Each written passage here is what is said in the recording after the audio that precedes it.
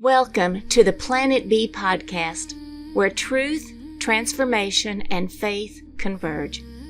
Join us as we flip the script on ecological despair, guided by Dr. Sailesh Rao's vision for a compassionate, rewilded vegan world. Let's begin the journey to the greatest transformation in human history. Greetings, everyone, and welcome to episode 20 of the Planet B podcast. Today, we continue our deep dive into the core values transformation. Dr. Rao, we're back again. Yes, we're setting all the foundations right before we actually do a systems transformation. This part of the book is so exciting because this is just all about the solution, how we can bring about Planet B into existence. So, if you don't mind, would you like to begin with the opening quote of chapter 20? Yeah, the opening quote is by Dr. Marie Curie. And she said, "Nothing in life is to be feared. It is only to be understood." We have to basically understand life, and we will see the perfection of the system design that's nature. That's the way I interpreted that quote. Don't be scared. You're part of the same perfection. That's beautiful. So you opened chapter 20 with the statement, to accomplish the greatest transformation in human history, we need to fundamentally transform the core values that drive our civilization. So Right. Please share more about that. See, a civilization is built around certain core values. It's not what we say, it's what we do. Right. Okay? And what we do in our civilization today is basically deception. If you can outwit someone, you're welcome to do that. And they put limits on what kind of outwitting is okay, what is not okay. If you scam people in some way, then you get thrown in jail. But if you scam people in other ways, they put a statue up for you. So they create all these rules. But fundamentally, if you're clever enough to deceive someone else, to extract resources from them, then you become successful in the system. So deception is a core value in the system on planet A. Right. Right? So I say that deception has to be transformed to honesty, because deception is used in systems in which it's all about gaining advantage over someone else. Whereas honesty is used in systems where it's all about collaborating to accomplish a common objective. Right. And when you have planetary scale problems, we are being called as a species to collaborate to solve those problems. Okay, and the only way to do that is collaboration, and collaboration is best accomplished in a system that's built on honesty rather than deception. So this is why I question the fundamental game of money. And that will come later in the 28th chapter. But the game of money is what drives people to be deceptive in the current system. Right? What are some other examples of how deception is kind of a foundation of Planet A?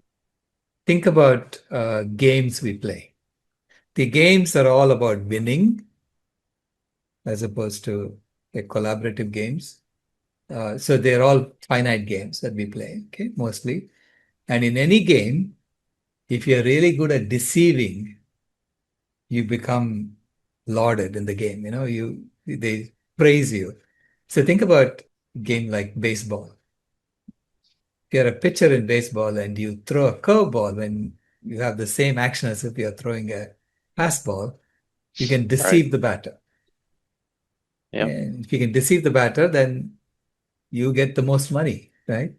So you become the best pitcher. So we always constantly elevate those who are able to deceive us well. Like, think of some of the most celebrated people in our societies, and you will see it's mostly actors. Right. And what are actors? What do they do? They're really good at deceiving. They're really good at being someone else, right? Not showing a different version of themselves than who they really are. Now, I've spoken to actors, and I asked one of the leading actresses in Bollywood, and she told me every role she plays changes her. Wow. By elevating that, we are actually causing a lot of misalignment in people. So the climate heating phase is about competing.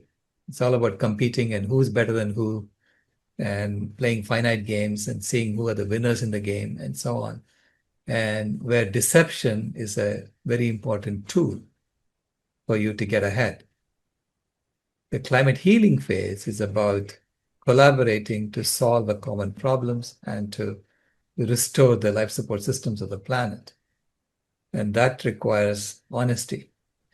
Because I've run a lot of engineering teams, and engineering teams are all collaborating to accomplish an objective. And within engineering teams, you have to have complete honesty, total trust among team members. One of the first things I tell my team members is that, I expect people to make mistakes. In fact, if you don't make mistakes, you're not trying hard enough, So I expect people to make mistakes. But things don't work out the way you said they're going to do, just let us know. Be honest about it. I say I value honesty over anything else. So be open about it and we'll fix it. We'll collectively fix it. And you will never get into trouble for telling me something like that. Right. But if I find out you've been hiding things, you get into trouble. Yeah. Right? So honesty is very important in a collaborative project. So we have to create a civilization around honesty. If you don't have that core value set, then you will never be able to heal the planet. You'll never be able to collaborate to solve the problem. This is why I think that a system based on competition is incompatible with climate healing. Yeah. So in chapter 20, you mentioned that in the Planet B climate healing phase, honesty will be prized in the games we play and the responsibilities we fulfill. Can you share how that would be prized in those instances? Well, honesty will be prized in the sense that we expect everyone to be honest. So even if that means you're diminishing yourself, right? In the sense that you're admitting to faults, which we all have faults. But everyone tries to pretend. Yeah, you have to have that humility. That's the second step in honesty. And then the next step is humility. I talk about the second value, is humility. So humility and honesty will be valued as opposed to deception being valued, right? So it's a complete shift in mindset that happens when you change the values in the system. And I'm saying honesty is necessary because it's an engineering project that we are doing. When you restore the life support systems of the planet, that's a collaborative project you have to do all together. So that means all of us around the world, regardless of who we are part of this project. So it's an engineering team with 8 billion human beings. And in that team, honesty will be prized. And I say we have to be playing one single infinite game eventually. To get there, you have to be playing games of collaboration as opposed to games of competition. So you have to basically reimagine all games. It is not just a small switch that we're doing here. It's a complete switch in how we establish the foundations of the system. So what is your vision of what games and responsibilities would look like as a society on Planet B? Games are a good way to bring people in. But games of competition are all about finding who is the winner. So there's an outcome of the game, in the finite game. And in games of collaboration, it's about accomplishing an overall objective. So every game will be about accomplishing a certain objective, whatever the objective is. And how do you collaborate to make that happen? You're no longer fighting with each other. You're trying to see complementarity in skills. All right. So it's almost cooperating together to then fulfill this objective. And then if you win the game, you win it together. And if you don't, then you lose it together and you try again. Right. Correct. That's the kind of games we need to be playing. imagine like a tug of war, but it's not a tug of war. It's not, tug of war is about you're tugging someone else, right? So here it's Yeah. about how do you lift something up? Those kinds of games we need to be playing. It's all about collaboration. So you're teaching people how to collaborate, how to find each other's strengths and leverage off other people's strengths. It sounds like an 8 billion person team building. Like we have to become a team once again. Absolutely. Absolutely. It is. We have to become a family once again. All right. Because, think about it. We were a family way back. We were just a small tribe, right? So 70,000 years ago, just a couple of hundred of us. And we can trace our ancestry back to those original 100, 200 people. Yeah. And if you trace back 200,000 years, we all had the same mother, right? Right. The mitochondrial Eve. So it's becoming that again, recognizing that we are all one family and we are here to serve the animals. So that's the second one, the humility. See, right now we are dominating animals. So we think we are here to show our strength and to use our strength to put them down and to grab things for ourselves. So, Gandhi said it way back in the 1940s. He said, if Indians take up Western civilization, we can pick the planet bare like locusts or something like Wow. that, he said. Yeah. And that's really what's going on, because Western civilization has spread everywhere. And it's really all about looking for happiness outside. And we have been picking the planet bare. And now it's time to stop and restore. And so that means switching from domination to humility, which is the second value transformation that needs to happen. Domination means that you are stronger, you're superior to other beings, whether it's the basis of skin color or place of origin or gender or species identity. We have this idea that we have to use our advantage, whatever advantage we have been given in nature, to win over another. Okay, so that's the game we are playing. It's all about winning. So in the climate healing phase, you're serving. It's because you're restoring. You have to restore the planet. Whether we like it or not, we have to do it. Okay. So, so I'm saying nature is telling us, look, this is the only way out. So why don't you just see it, right? Yeah. So we have to restore the planet. And to restore the planet, you have to start serving animals, serving others. So bring them back. If someone is hungry, feed them. So it's like you're now going out there and saying, how do I improve things around me? Why? Because I want the whole world to improve, to get better, to take things that are obviously wrong and turn them into right. People should not go hungry. Okay? No. We have plenty of food. There's absolutely no reason why people should be going hungry, except it's a system that's driven by hunger. So you have to, when you create a system that's hungerless, which is what you have to have if you want collaboration among 8 billion human beings, you can't have people hungry. They're not going to collaborate with you if you do that. So you have to have a hungerless system. And that means serving everyone, serving animals. So even wild animals should have access to food, access to healthy food. Okay. So it's not just about cleaning the water for ourselves or getting healthy food for ourselves and not worrying about what kind of food the animals have. No, you have to make sure that they have healthy food too. So that's where the service nature comes in, right? Yeah. So that comes from humility, knowing that you are a part of nature and you are here to serve others. It's only when we give more than we take is the planet going to get better. Dr. Rao, and how do you see humility when we shift away from domination to humility? How will that ultimately lead everyone to being vegan? Vegan begins by saying we don't want to exploit animals. So that's rejecting domination. Just because we can doesn't mean we should. right? So it's rejecting the idea that domination is a valid way of acting in the system. Veganism is a stance of neutrality. Mm. It's not about serving yet. Seva is about serving, Right. right? So that's the phase that we need to get to in order to repair the system first. Mm.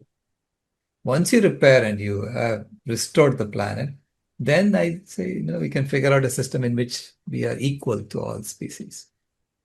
Mm. But initially, we need to have that humility to go serve the animals and bring them back. Literally, you have to go beg them to stay because we need them. So that's how we create an upward spiral in our relationship with nature and thereby heal the planet. Mm. That's beautiful.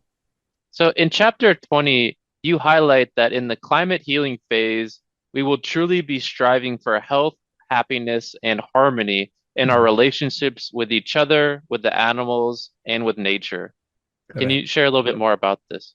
Yeah, because right now, look at our relationship with animals. We deal death to them. Okay, not just to the farmed animals who are being killed because we think we need their bodies for our nutrition. We also kill wild animals who come anywhere near our farmed animals. So we go and shoot them. We do lethal conservation. So we go around shooting wild animals that encroach our habitats or our crops. Because the wild animals are saying, hey, there's plenty of food there. Why don't I eat that? But as soon as they come Yeah. anywhere near our crops, we kill them, right? Yeah. So we deal death to the animals. So that's our relationship with animals. Mostly it's about dealing death to them.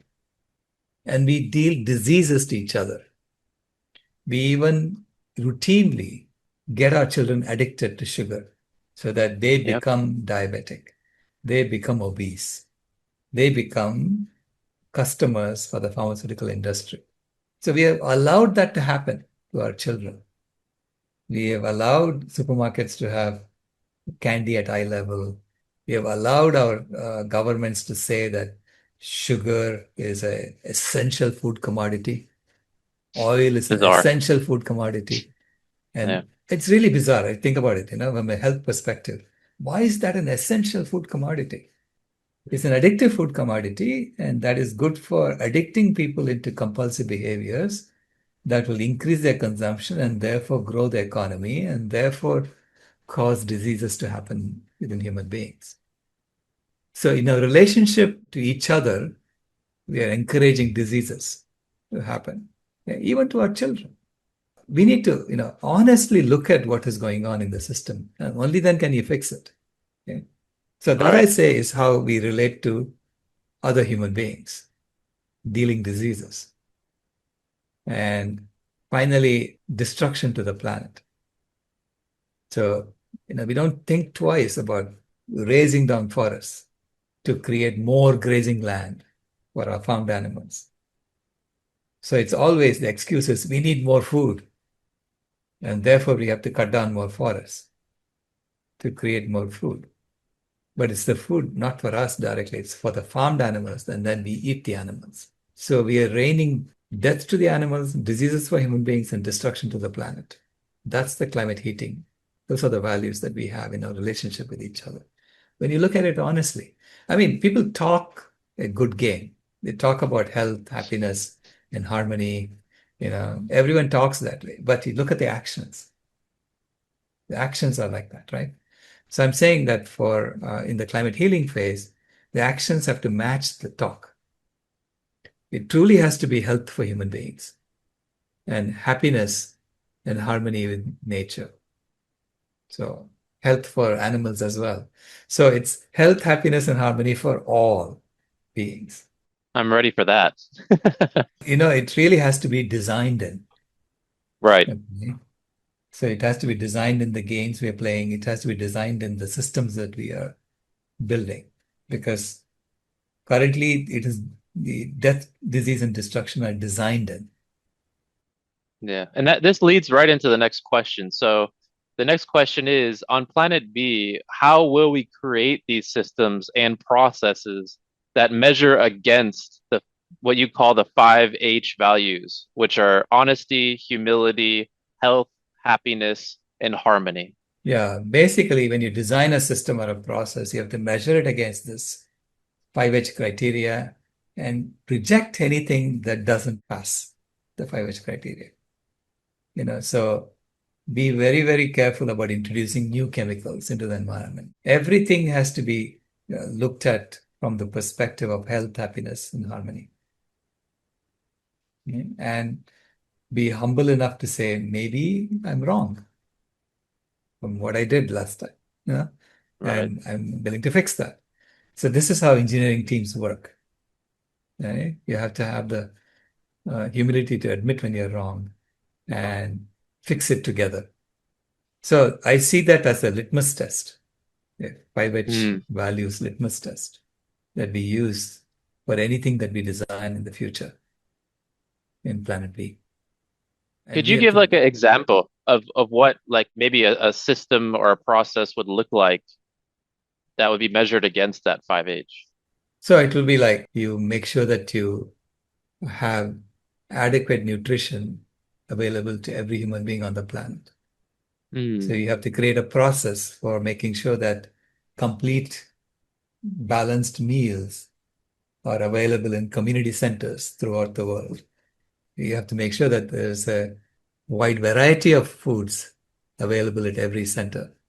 So it's not just about meeting the desires of human beings. It's meeting their basic needs and, Right. and meeting it completely, right? So creating designs around that. So that is based on the 5H values. That's beautiful. So if we create a food healer system like that, so I was imagining, for instance, you can do this today. Okay? If you say that every religious institution, every temple, every church, every mosque, every synagogue is known to have healthy food for free Right. to anybody who comes in and eats. Okay? And it's the job of the worshippers in that temple, in that church, in that mosque, in that synagogue to make sure that that happens. Right? So they donate their time, whatever it takes, because they're serving the community. Right. Now, if you make that healthy, universal meals, like what PCRM calls universal meals, this is the Physicians Committee for Responsible Medicine. And the universal meals have none of the common allergens, so that you know that the food you create can be eaten by almost anybody. Right. Right? And it is whole foods, plant-based. And it has, a wide variety of vegetables and grains mixed in so that it's a complete meal. I like the sound of that. Right? And so make universal meals freely available in every worship center. Now that is a Planet B system. It's a wonderful program. Right? Yeah. It's a Planet B system in which you're not taking away anybody's freedom to eat whatever they want to eat. You're just making healthy food freely available to everybody. You're offering them, here is my offering to you. Would you like to take it? Okay. And so health is something that is completely within your control. Healthy food is available to you. In such a system, how can something like McDonald's survive? I hope it doesn't. Right? It won't, because Yeah. healthy food has been now subsidized to be free. Mm. Right? And I'm saying healthy food should be given away for free by the community. Why? Because the community wants to see health, Right. is serious about health. Whereas Yeah. right now the community has been deceived into promoting diseases. And in previous chapters, you actually talked about this is the bottom up approach of bringing this into existence as well. Right. Yeah. Right. Absolutely.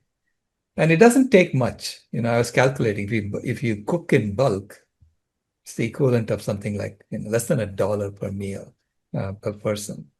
Any religious institution would have the resources to create that. All right. And you can completely turn the system around if you just started doing that.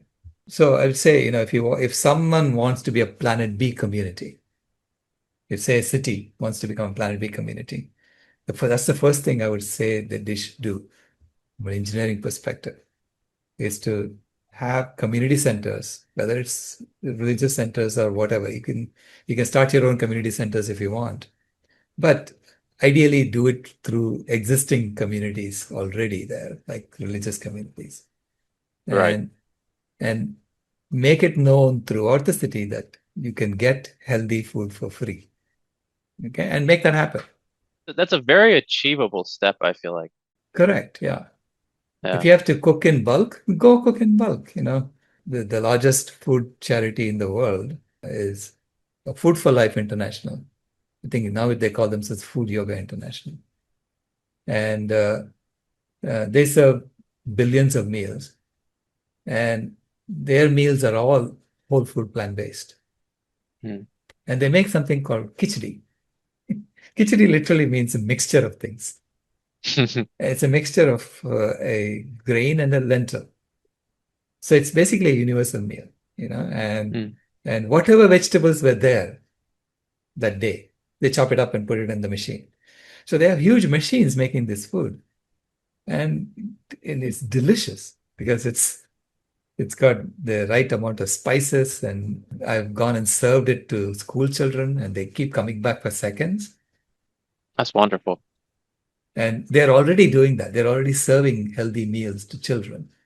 So it's an example that if you can serve it to children, you can serve it to anybody. And their meals, they claim, cost about 25 cents a meal. Oh, wow. Because they're cooking in Wow. bulk. And Yeah. and they take whatever vegetables are available. They even take rice that's kind of discarded by the government. The government gives them free rice and then they go clean it. Hmm. And it costs them very little to clean the rice. And then they use that. That's incredible. So towards the end of the chapter, you state that health, happiness, and harmony are infinitely sustainable. Correct. What does that mean, Dr. Rao?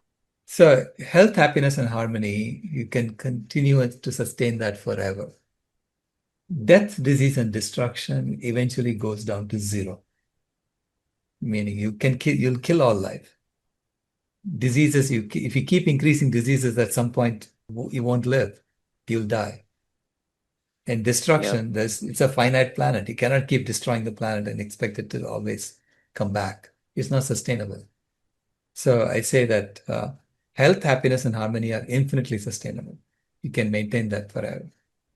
If that's your goal, if that's your values that you've built into the system.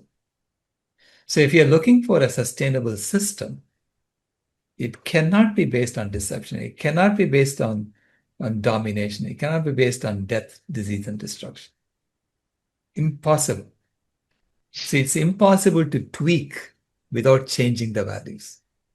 Right. Right. So first we have to be honest about the values, and then we have to change the values to make them compatible with sustainability. Otherwise, sustainability is not a serious exercise from a systems engineering perspective. Right. Wonderful. So as we wrap up chapter 20, is there a final message you'd like to share with our audience today?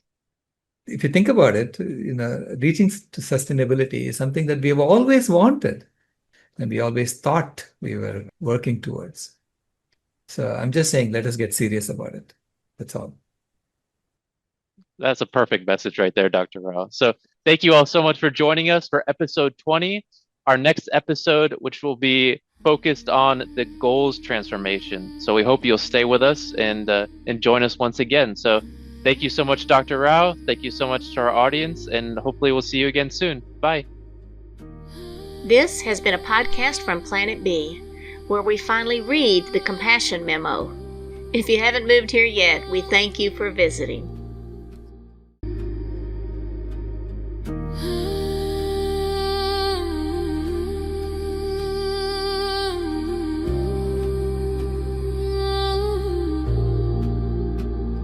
The house is burning, but we're still sitting in the glow.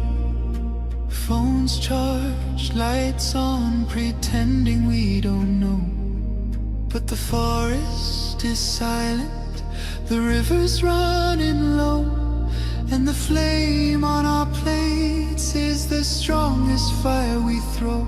Put out the fire, put out the fire. Echoes and rise, this is your hour. 7 boundaries broken, the earth pushed past the line. Climate, land, species, fresh water, chemicals, nutrients, oceans in decline. Not danger, disaster in real time. Put out the fire, ooh, put out the fire. Metafoodians rise, this is your power. And here in India, one truth stands the same. Milk is not just milk, dairy feeds the flame. Cows and methane, fields and forests turn to grain. Politics, culture, carbon, all wired to the same chain. Every cup of curd is heat in the air, every block of butter is a forest repair. It's not a small habit, it's a planetary affair. Put out the fire, put out the fire. Echoes and rise, this is our hour. Energy fixes half the hurt, Dr. Rao made that clear. But food fixes the other half, the half that's burning here. Change the plate, change the land, change the future's atmosphere. Put out the fire, put out the fire. Metafoodians unite, this is your choir. Every millet, every fruit, every sapseed, every bean is water on the wildfire of a world we've never seen. Every oil-free bite is a river turning clean. This is not perfection, it's direction. Not pressure, but protection. A week of choices can cool a generation. A company's courage can ignite a nation. Put out the fire, ooh, put out the fire. Echoes and rise, this is your hour. Metafoodians unite, Metafoodians ignite, sharing love in the metazone, light in the path to a cooler home. Put out the fire, ooh, put out the fire. Together we rise, together we